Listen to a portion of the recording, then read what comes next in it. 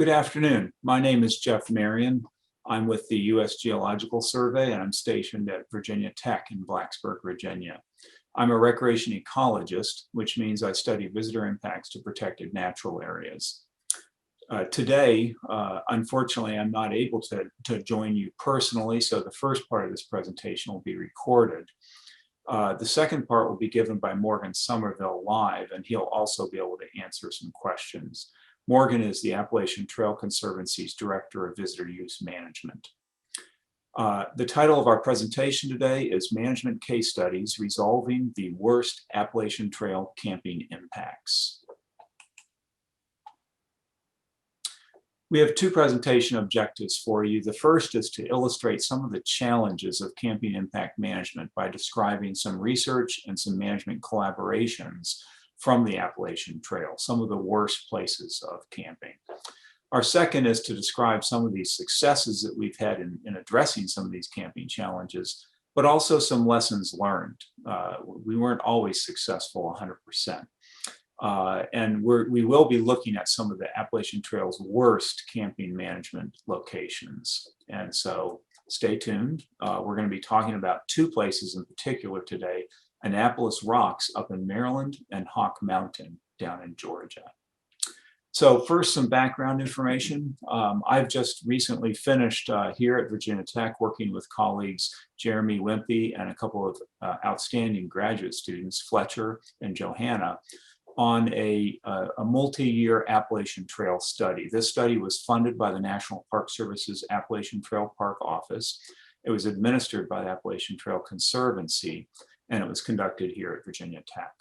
We assessed a number of different things, including the Appalachian Trail's tread, the condition of the trail itself, but also we studied all of the recreation sites, including all campsites in our sample. We did a 9% sample of the entire Appalachian Trail. So it took 3 years of field work, and that's now concluded. We've written some management reports. You can access those on the web. And it provides sort of a geographically representative picture of what are the trail and camping conditions along the entire Appalachian Trail. And this research was focused on sustainability. How can we continue to have more people visit the Appalachian Trail and yet, sort of control or minimize the impacts associated with that visitation? So we essentially chunked the Appalachian Trail down into 5 kilometer long segments. We analyzed 63 of those segments with field staff, again, over 3 summers. To look at the campsites specifically, we used a Trimble, a very accurate GPS unit, to walk the boundaries of those sites, and we then calculated their areas. So what is campsite sustainability?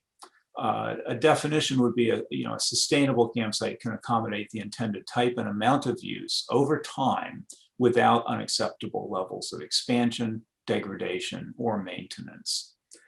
Generally, one of the chief sort of management agency objectives is to minimize the aggregate area of camping impact by minimizing both campsite numbers and their sizes.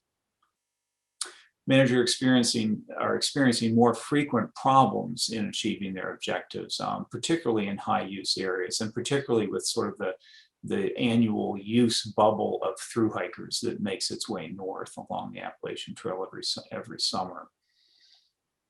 And the key to success here from our research and from management experience both is to try to move those campers to the most sustainable campsites possible, sites that can, in fact, accommodate that use and not grow larger and not allow site proliferation in the area of those sites. And so that's kind of the optimal strategy. But our research revealed some really significant problems. There's sort of 2 issues here. One was the formation of these sort of mega campsites. When we look at the data, we were quite frankly surprised to see that 28% of all Appalachian Trail campsites, again, in our representative sample, our 9% sample of the entire AT, were larger than 1,000 square feet. And 1,000 square feet is a moderately large campsite. And so this was a problem that some of the clubs are going to have to start dealing with. Another issue that was uncovered by our research is the fairly large and increasing, we think, number of what we call mega clusters of campsites. And so these are really popular camping areas where we're finding, very large clusters of campsites. It's often located or co-located with shelters and water sources and things. But we found, for example, in our sample, nine clusters of campsites where the total aggregate area of impact from camping in these areas was more than 10,000 feet. And if you extrapolate that to the entire Appalachian Trail, it's 101 campsites that would be considered sort of a mega cluster. And if you go up to 20,000 square feet, we found 2 of those. One of which we're going to be talking about today, Hawk Mtn. And there, if you extrapolate that, there means there's probably 22 of these very large mega clusters of campsites. And so here's sort of the top 10 largest of these AT campsite clusters, again, from our sample. And you can see at the very top here is the Hawk Mtn Shelter camping area. It's the first shelter north of Springer Mountain, Georgia, where large numbers of hikers start, to hike the AT each year, headed north, northbounders. Morgan's going to be talking about that. I'll be talking about a different place that we tackled literally back in 2000, called Annapolis Rocks in Georgia, and in Maryland. I'll get to that in just a minute. As part of our study, however, we did a lot of regression modeling work with the data set, and we were trying to ask the question, well, what are the attributes that allow camping to be sustainable? What are the attributes of a sustainable campsite? And I'm going to highlight some of the results, the primary results from this regression modeling work that we did with, again, sort of thousands of campsites that this was performed on. The most important or most influential attribute is topography. Most of these large sites, these mega sites and these mega clusters of sites occur in big flat areas, generally near water and also near shelters. And what we found was that the camping that occurred in more sloping terrain, where the terrain kind of had steep slopes that sort of spatially concentrated that camping, that these were really the best sites to put camping. If we could shift camping, for example, to areas that had sort of side slopes of more than 15%, we could really control and minimize site expansion and proliferation. That was the most important concept. We've actually known that since 2000, and back in 2000, we started constructing side hill campsites where we would go into sloping terrain and use cut and fill practices, just as you would do a side hill trail construction, but applied to campsites. And we've now created a very large number of these side hill sites along the Appalachian Trail since 2000, when we first discovered this.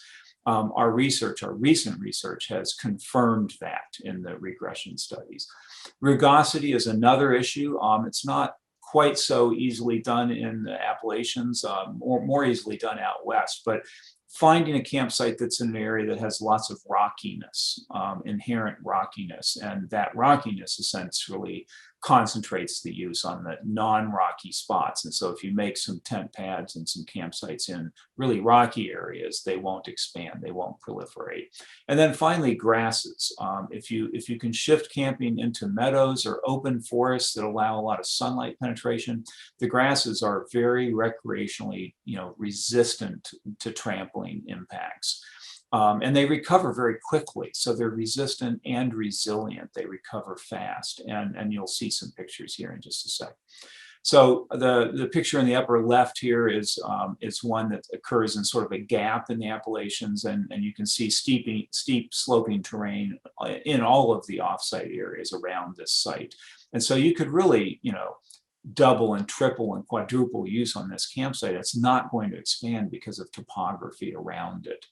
Rockiness is the picture on the right. That's actually taken in the Desolation Wilderness near Lake Tahoe on the PCT, Pacific Crest Trail. And you can see the rockiness around that site is preventing it from expanding.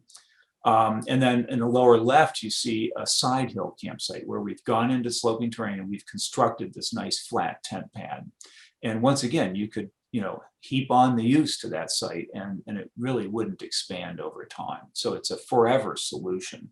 And it's not rules or regulations or your leave no trace knowledge or your willingness to apply that leave no trace knowledge that's going to help us out here. It's literally visitors interacting with topography, which is kind of the beauty of this topography attribute. And then finally, in the lower right, you see grassy campsite. And again, we found grassy sites that were very well used and yet had very little to no bare soil, because grasses are so recreationally durable and they recover. They're so resilient. There's a reason why we put grasses on our football fields. We've also been doing at the same time and more recently some research on the Pacific Crest Trail, looking at campsite impacts and sustainability there. And in the research shown below here, we have found, again, some of these same findings about, the picture on the lower left is sort of a naturally occurring side hill campsite. It's wasn't constructed. It is actually more than 200 feet from that lake. And so it's kind of the ideal site. It has an amazing vista. If you look on the lower right, we're starting to use and explore geographic information systems, GIS software and computers, where we can do slope maps and we can find areas of sloping terrain, which are the red, and areas of flat terrain within them, which are the green. And then we go out and look, and sure enough, these green places could be made into good campsites that would be very sustainable. So we're applying that technology now. Here's some of that technology applied to Hawk Mountain, which is what Morgan will be talking about at the end of this presentation. And so you see a hillshade map that shows what the topography looks like. You see a slope map where you see the red as being slopes more than 21% in this case. And you see the existing Hawk Mountain kind of in the center left as being a fair amount of flat terrain. And that's where the mega cluster happened. And so we're going to use this information to help us find improved places to put these campsites where the topography will help us limit their size and limit their expansion and limit the site proliferation that often goes on around popular camping areas. And then finally, terrain ruggedness. There's all sorts of tools in GIS that can help us do this better, be more professional about managing camping and camping impact. So let's talk and look very briefly at the sort of case study of Annapolis Rocks. Again, I told you that this was the worst camping area back in 2000 when I first started getting involved with collaborations in the AT community. And we found here at Annapolis Rocks, literally 19 campsites. So it's a mega cluster, 43,000 square feet of combined camping impact, which makes it even worse than current day Hawk Mountain, which is the worst currently that we found in our survey. 23,000 square feet of exposed soil, and so on and so forth. 32 campfire scars, 83 damaged trees, lots of tree stumps, lots of litter, lots of improperly disposed human waste, and quite a few crowding, sort of social or experiential impacts in this area. We had people crowded in together camping. You had scout troops next to church groups, next to college kids, next to families, next to couples, all camping kind of in the same cluster of campsites. So what did we do there? Well, we essentially closed all of the flat terrain in and around those clustered campsites, and we shifted the camping nearby. I'll show you a map in a second. But we created, I think it was about 15 of these side hill campsites. We had a trail crew out there, and they used the standard trail construction implements, and we created these perfect tent pads in sloping terrain. And you can sort of see that here. I might add that since 2000, we've not only done this type of work at Annapolis Rocks, but the trail clubs have adopted this practice. It's a new practice. And they've now created some estimated 725 of these side hill campsites up and down the entire Appalachian Trail. So it's a concept that's been widely applied, including in wilderness. And these small campsites, I might add, are also much easier to protect against hazard trees. They're so small that you don't have to cut down every tree in the forest that looks like weak or dead. It's a smaller number of trees that have to be dealt with. At Annapolis Rocks, here's our map, our site map. Sort of on the left side is the Annapolis Rocks vista, which is the draw to visitation in this area. It's a very popular sort of weekend camping area, but it's also used by Appalachian Trail hikers, which is just off to the upper right. So people came out historically into this big flat area at the top of the cliff, and for the vista. There's also a spring down at the bottom here. And what we did is we moved all that camping just uphill to the right, and you can see the new trail that we created with all the new campsites along that trail. And a caretaker was placed there, and we did end up having to fence off the old flat area because people could still see it, and I'll get back to that in a minute.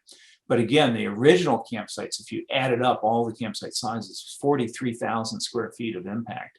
After we closed that area and opened the new campsites and measured those new campsites, it was 3,400 square feet of impact. And so that's a 92% reduction in the aerial extent of camping impact. So that was a pretty substantial management success. The question is how is it held up over time?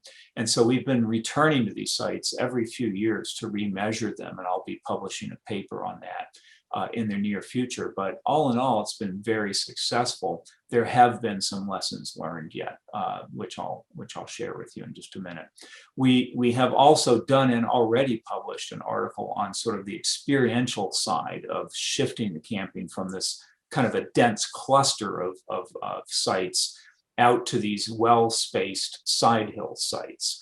And when we surveyed overnight visitors before and after we implemented this action of shifting the use between the old sites to the new sites, we did visitor surveys, asked them what they thought about those conditions. And you can read the paper, but we found that visitors all in all found that the new sites were much more aesthetically pleasing from a resource condition perspective, and that they also significantly found, they found significantly improved social or experiential conditions on these new campsites. In other words, they found more solitude and privacy and natural quiet and so on and so forth. And so the visitors sort of enthusiastically embraced the new sites. There was one complaint, and that was that on the new sites, they were no longer allowed to build campfires, and that was a bit of a salient issue. But it's unrelated to shifting from regular campsites to side hill campsites. I'll show you just a few pictures here from 2004. Here's one of the campsites. It's been closed now for a couple of years, so it's got a little bit of organic litter, starting to come up on it, a little more vegetation than it had. But in 2019, you can see that there's been very substantial recovery of these grasses, which again, I said were very resilient. And here's another campsite. This is the closest site to the overlook in 2004, again, a couple years after it had been closed. And here it is in 2019. And there's incredible recovery here of woody vegetation that is so dense that it would prevent people from going in there and camping now. They could, at least in this spot, they could probably take that fence away. Here's one of the sites we created, a side hill site in 2004.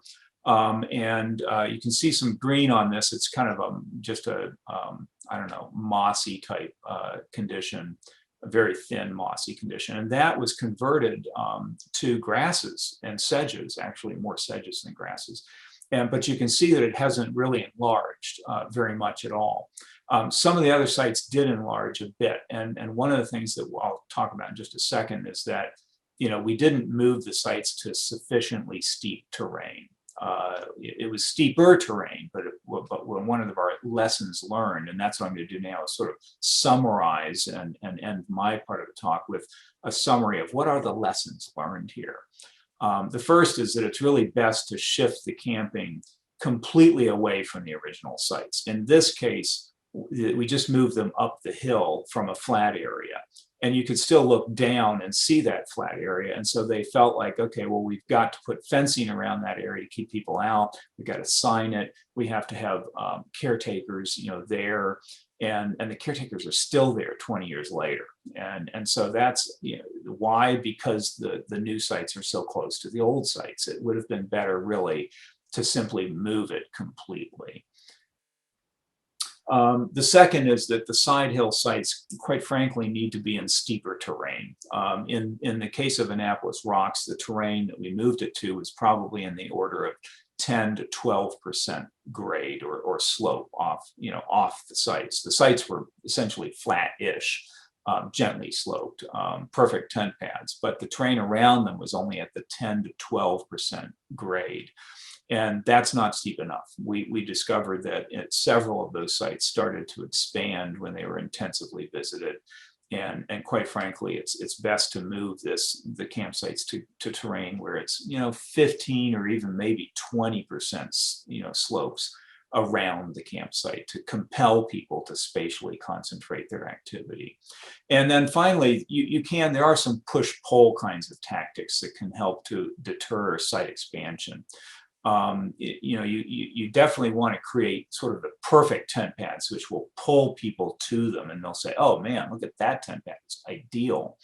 And maybe even bring in a big flat rock that's sort of like a kitchen rock that attracts people. Oh, here's where I take out my stove and cook dinner, sitting around this nice big flat kitchen rock. And then in off-site areas that you think they might be thinking about, putting up a tent, you could iceberg a rock or two or drag a big rotten log. You could maybe, put some sort of border rocks around part of the site, for example. So those are some of the lessons we learned at Annapolis Rocks. And what I'm going to do now is turn you over to Morgan. And Morgan is going to talk about Hawk Mountain and the experiences that they've had there. And then he'll answer some questions. I'm going to pick up where Jeff left off. We have been, as he said, we've been working with Dr. Jeff Marion for a number of years on the Appalachian Trail. And he's been a go-to source of information for revolutionizing our camping design along the AT. I also want to point out that the AT is managed using a cooperative management system. And what that means is that we always work closely with our agency partners and with the individual AT clubs along an AT section to make decisions about what's going on. So thru-hiker bubble is a real thing in Georgia. Up to 3,000 or 4,000 people a year attempt to start, well, they start an attempted thru-hike at Amicalola Falls State Park or Springer Mountain, which is the southern terminus. And it has created a lot of impact over the years. It became noticeable in the mid-90s after the publication of the book, A Walk in the Woods, as use began to increase. And so we engaged Jeff to help us deal with visitor use management stuff. Here's an idea of what the problem is about. In that red circled area in the upper right, you can see that from Springer Mountain to Hawk Mountain, which is approximately 8 miles, there are 138 total sites that have been inventoried. Of that, only 16 are compliant with all of the metrics for our visitor use management, and 4 additional ones compliant by exception. So we have some real issues going on along the southern end of the trail. And like I say, talk to Dr. Marion to try and help us do it. So from 1999 through 2001, Jeff worked with us from Maine to Georgia, surveying 17 different sites that were presented to him as issues. And in Georgia, we evaluated 3 sites, Springer Mountain, Slaughter Gap in the Blood Mountain Wilderness, and Blood Mountain Summit, also in the Blood Mountain Wilderness. This is Springer Mountain, and here's the summit right here, and here is the AT shelter. This blue line runs down to Amicalola Falls State Park, and it's called the approach trail leading up to the Springer Summit. And then north of there, this is the Appalachian National Scenic Trail leading away. So after reviewing the situation, we realized that there was enough sloping terrain to the southeast of the shelter that we could add tent pads. And so between there and a helo spot on top of the hill, we were able to add 18 tent pads. And additionally, we added 2 moldering privies. For those of you who are unfamiliar with moldering privies, those above ground composting toilets that use aerobic decomposition as opposed to anaerobic, and work very well along the AT. And then also in combination with that, people had been camping at the summit. There was a small open area up there, and that camping was stopped and moved down to the shelter area. At Blood Mountain Wilderness, there were two things going on. We did look at the summit of Blood Mountain, which is right here, hoping that we might mitigate some of the use up there. The top of Blood Mountain from here down to here is all open slab rock. And so the actual impacts from camping were not particularly significant. But we did, after reviewing the situation, convert a pit toilet to a moldering privy. And then on the backside of the hill, it was very steep. There was little opportunity for people to camp there, and it wasn't an issue. But at Slaughter Gap, right here, classic big flat place next to water, there was a huge campsite impact area. Now, on this particular map, the blue line is the Appalachian National Scenic Trail's current location.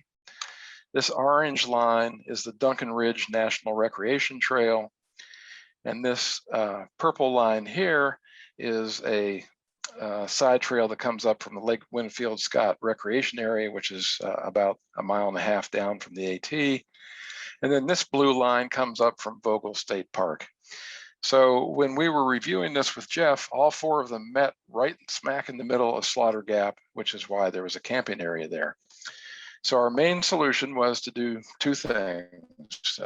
One was to get all the trails out of Slaughter Gap. So the Duncan Ridge National Recreation Trail from here over to, actually it used to end right here, but there was a switchback added. It went down, moved down below the gap, so you couldn't even see the gap anymore. Another switchback here and here, and then tying back into the new location of the AT here. That short-circuited the trail coming up from Vogel State Park, cut it off here, so it no longer went to Slaughter Gap. And then the AT was relocated ahead of Slaughter Creek, and then up around this way so that it avoided Slaughter Gap altogether. This used to be the route of the AT into Slaughter Gap and then straight up the fall line to the summit. And then, so all of that was, took all of the trails out of the gap, and then the area was had string put around it with some closure signs on it. But nobody could see it anymore, and nobody camped there anymore. We were afraid that scout troops or other groups who may have camped there historically would come back, but they did not. Partly because the other solution we came up with was to build a new side hill campsite right here, just a short distance from the spring, that has 8 tent pads, and that has proven to be adequate to absorb the impact from Slaughter Gap. So, you know, building on what Jeff said, we learned that moving new sites away from old sites is very useful. Moving them into steeper terrain, this new campsite has the tent pads. They're all side hill tent pads, so they are resistant to user-created expansion, and they are maintained. The Georgia AT Club has a number of side hill campsites throughout their AT section, and they have developed a campsite maintenance protocol specifically to make sure that they stay in good shape. So all of that work helped inform our work later at Hawk Mountain. And so where, you might ask, is the Hawk Mtn Shelter? Well, as we said, the AT in Georgia is in Georgia at the southern end. It's on the Chattahoochee National Forest. 52% of the AT on the Chattahoochee is in 5 wilderness areas, although the Hawk Mtn Shelter is not in wilderness. But most importantly, the Hawk Mtn Shelter is about 8 miles north of Springer Mountain, which is the southern terminus of the AT, and which for many budding through hikers is a good day's walk on their first day. So many people were camping there. This is what the shelter looks like. It's supposed to hold 12. It actually can, when it's raining or inclement weather, can hold a lot more than 12 inside, and there's even space under the back here where people sometimes camp in when it's crowded and bad weather. Has a picnic table. It has bear storage cables, which now have actually been replaced by a food storage locker. And now there is a moldering privy off to the left over this way, and nine tent pads, which are located around the shelter in this area. It was installed by the Georgia Appalachian Trail Club in 1993. The shelter's actually been in 3 different locations. The first one was near the top of Hawk Mountain. Then the AT was relocated, and in 1979, the shelter was moved down to be adjacent to the AT. And then in 93, it was moved another couple hundred yards north to its present location. Little bare soil when it was first installed, very little site degradation, but by the time of the scoping for the proposed changes at the Hawk Mountain area in 2015, the impact area had grown to 4 acres as listed in the EA that the Forest Service prepared, with about a ½ mile of user-created trails. So this is a map prepared by, I believe, by Jeremy Wimpy along with Jeff Marion. Up here on the right, this is Hawk Mountain. This is where the first site in this gap up at the top of the ridge. Here's site number 2. This is where the AT was relocated to. It's put down here. The creek comes around through here, so it was near the creek and developed impacts. And then in 93, it got moved down here. And you'll see that the impact areas grew over time. And this particular slide is looking from north to south. And then this shows all of the user-created trails that were mapped in the area. Now, here's the AT down here, the yellow line, and we're looking north in this direction. And here's where the shelter is. And right back here is where site number 2 was. I'm going to try and show this video. I don't see the place to make it work better. This may be pretty jumpy, but this will show you the shelter site.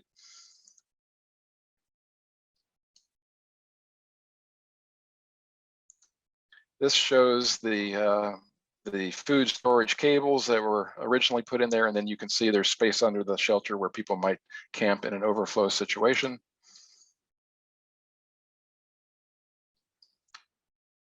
This is late morning on a spring day when there had been previously lots of other people camping there.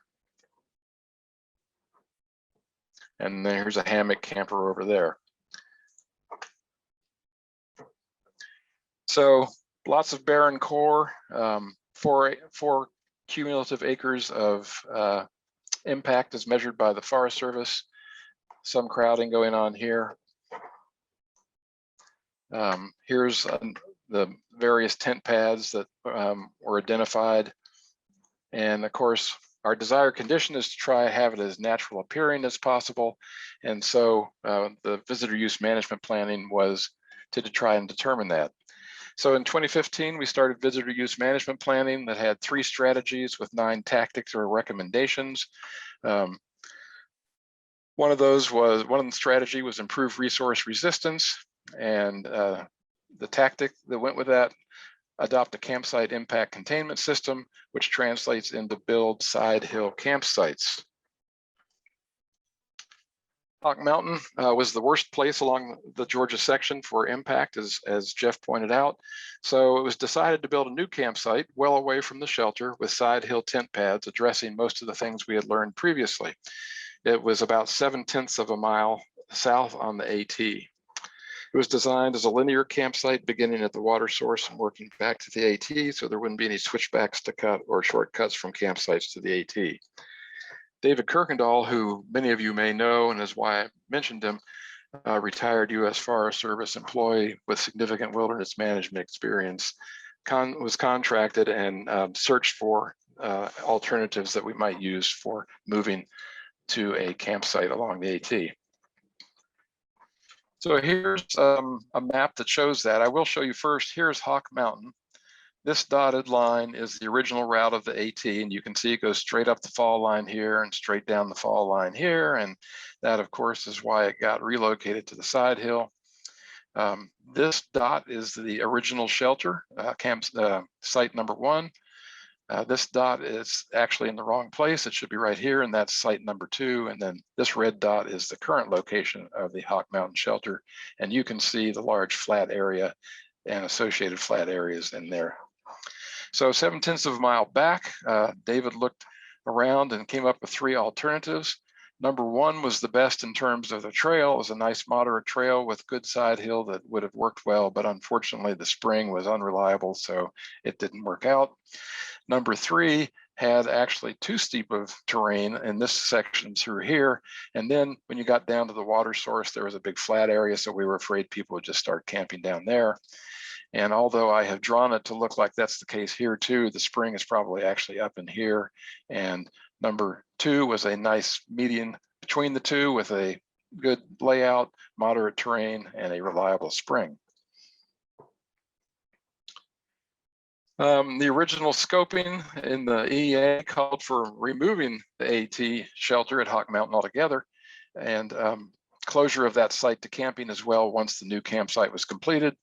However, through the scoping process, it was decided to retain the shelter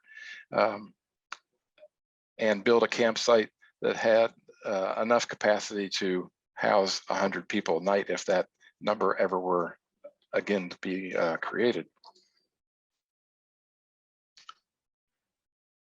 So as I said, we were doing visitor use management planning, and there were metrics that went with what to do in the various areas. Hawk Mountain is located right here, and the Hawk Mountain campsite is right about here. And this is in zone number 4, which is high use, peak season, lengthy, which has indicators of allowing you to see as many as 100 people per 6 hours, and number of established campsites per mile of 5. Shelter capacity in the shelter area would be 35, and then 60% of campsites would be out of sight of the A.T. So those were the indicators that were used to plan the new campsite. We had originally, the VUM planning was finished in September. This was scoped in October. We hope to get the campsite finished by the next spring, so it'd be ready for the next year's thru-hiker season.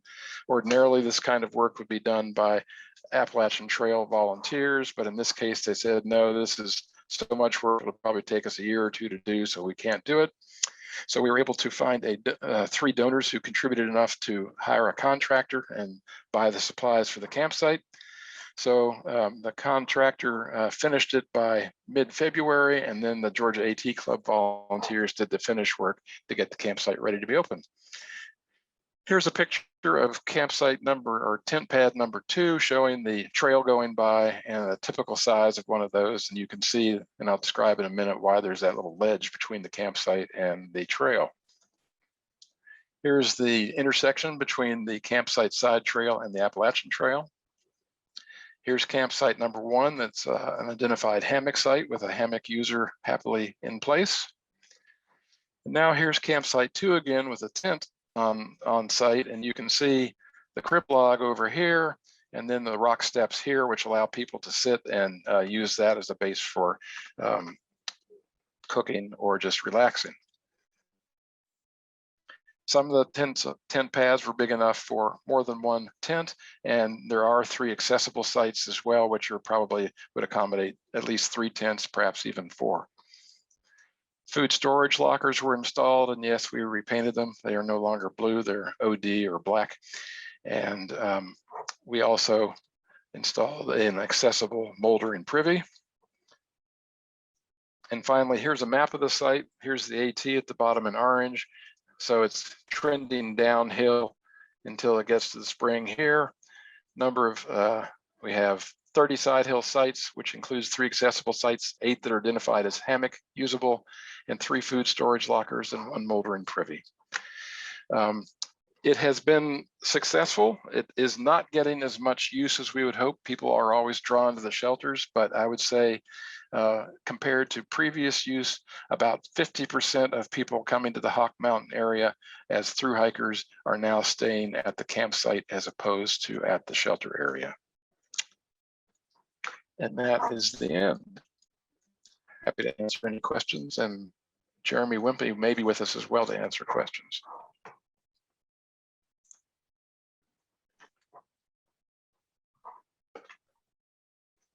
Thanks, Morgan. And Jeremy is here. Dan, maybe you can spotlight Jeremy too. We have maybe 5 minutes or so for questions, so I'm not going to go through a ton of them. There was a discussion though in the chat box about the hillside campsites and whether or not they were recommended to be used, designated, and were areas around them closed to camping. Do you know the story behind that, Morgan? They are recommended to be used during the thru-hiker season. We have a caretaker that is stationed in that area, and they typically spend the afternoon at the junction with the side trail, describing what's down there and recommending that people use it. We have notices that suggest that if you get to the area after 5 o'clock, that the shelter site will likely be full, and to recommend using the camping area. So yes, at the shelter area, a significant portion of it has been stringed off with signs asking people not to camp there, and that has largely been successful. Thanks. Let's see, any more questions? There's a few comments. Looks like there was a discussion. Let's see. Actually, Lori has a question here. Was there any thoughts to building another shelter? At that site, if that's the question, the answer, the original proposal was to actually move the Hawk Mtn Shelter over to the new campsite so that it would all be one area. That could still happen. The Georgia A.T Club made the suggestion that it might be best to wait what happened with the campsite and see how popular it was. That shelter was actually airlifted into place, so I suspect that it could be picked up and moved over there without too much difficulty. Going way back, Kelly Muller made a comment. That's a great comment. She said grasses are not a good option in the Sierra. The meadows and the grassy areas will not recover from camping impacts. I think certainly a lot of what we're discussing is probably ecosystem dependent, and might, your preferred alternative for some of these solutions might change depending on that. Does that make sense to you, Jeremy and Morgan? Is that what you would say? Yes. Yeah, I was gonna say, Morgan, you probably have more on the ground experience on this one for how things went last year with the big boom in COVID use. Well, yeah, we didn't have too much diminished use last year because many thru-hikers had already started before it was suggested that they should get off the trail. So we had probably about the same amount of impact last year. Another comment from Jasmine says, with the increase in users post-COVID, do you foresee people finally using these less popular sites you mentioned, or clustering even more near the shelters? Well, the shelters are a big draw for people. Everybody knows they're there. They're in guidebooks. They're in gut hook apps. They're a great place for people to congregate. And so I would say that there are probably more people who prefer to stay in shelters than not, although there are plenty of people who don't. Throughout the national forest, for the most part, dispersed camping is allowed along the A.T. And as you saw from one of my first slides, there have been a number of user-created sites along the A.T., particularly in the southern part of Georgia, that have come because of that.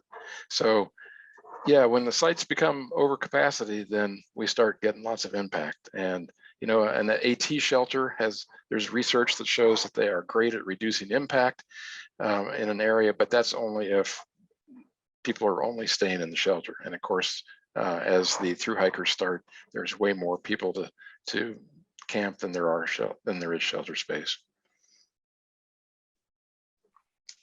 Great. And there's some other comments in the chat regarding that. And again, boy, if folks have lessons learned, feel free to share them in the chat.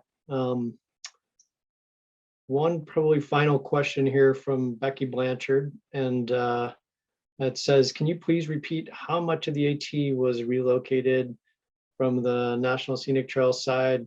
Was it difficult to get approval to relocate the AT? What was the process and who had to give approval? The landowning agency has to give approval. Ideally, the APA office would be involved in knowing about it, but most of it's close to 50% of the AT is on national forest land. So most of our work with them has been standard EAs for AT relocations. It hasn't been much of a problem, but we do work a number of years in advance on planning things like that. Used to be about 2, now it's up to as much as 7 years in advance.